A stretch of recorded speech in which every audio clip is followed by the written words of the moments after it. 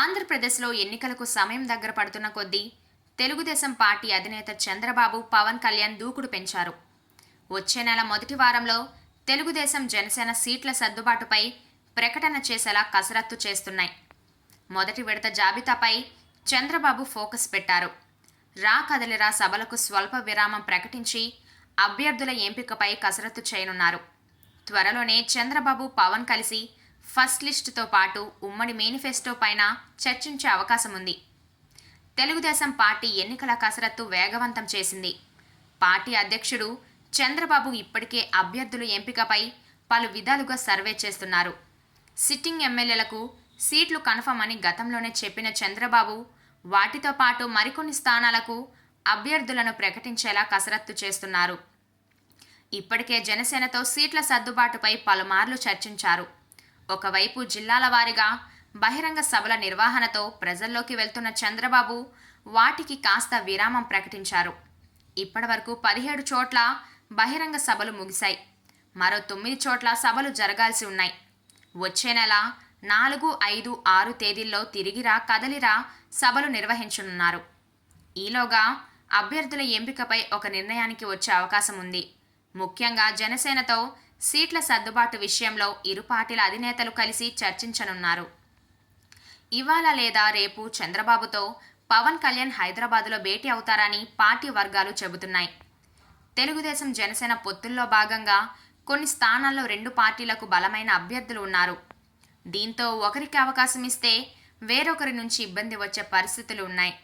ఇటీవల చంద్రబాబు మండపేట, అరకు స్థానాలకు అభ్యర్థులను ప్రకటించడంతో పోటీగా పవన్ కళ్యాణ్ కూడా రాజానగరం, రాజోలు స్థానాలకు అభ్యర్థులను ప్రకటించారు.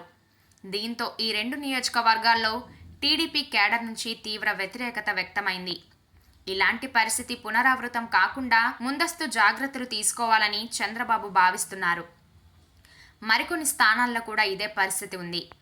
విజయవాడ పశ్చిమ నియోజకవర్గం జనసేన సీటును ఆశిస్తున్న పోతిన మహేష్ టీడీపీ నుంచి బుద్ధ వెంకన్న ఉన్నారు. తెనాలి జనసేన నుంచి నాదెండ్ల మనోహర్, టీడీపీ నుంచి సీటు అలపటి రాజా రేసులో ఉన్నారు.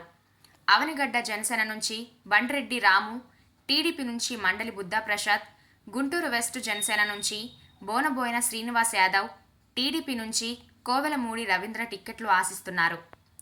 పెందుర్తి జనసేన నుంచి పంచకర్ల రమేష్, టీడీపీ నుంచి బండారు సత్యనారాయణమూర్తి, భీమిలిలో జనసేన నుంచి పంచకర్ల సందీప్, గంటా శ్రీనివాసరావు, రాజాబాబు, నెల్లిమర్ల జనసేన నుంచి లోకం మాధవి, టీడీపీ నుంచి బంగారాజు ఉన్నారు.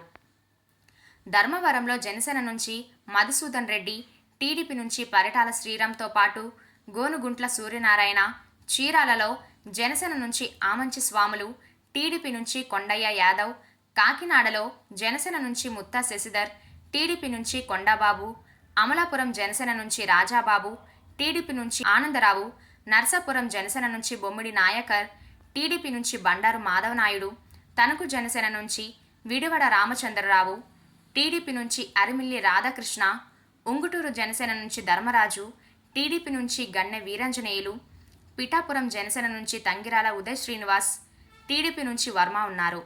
ఇలాంటి స్థానాల్లో అభ్యర్థుల విషయంలో ఒక నిర్ణయానికి రానున్నారు ఇరు పార్టీల అధినేతలు. మరోవైపు ఉమ్మడి మేనిఫెస్టో పైన చంద్రబాబు, పవన్ కళ్యాణ్లు చర్చించి ఎప్పుడు విడుదల చేయాలనే దానిపై కూడా తుది నిర్ణయానికి రానున్నారు.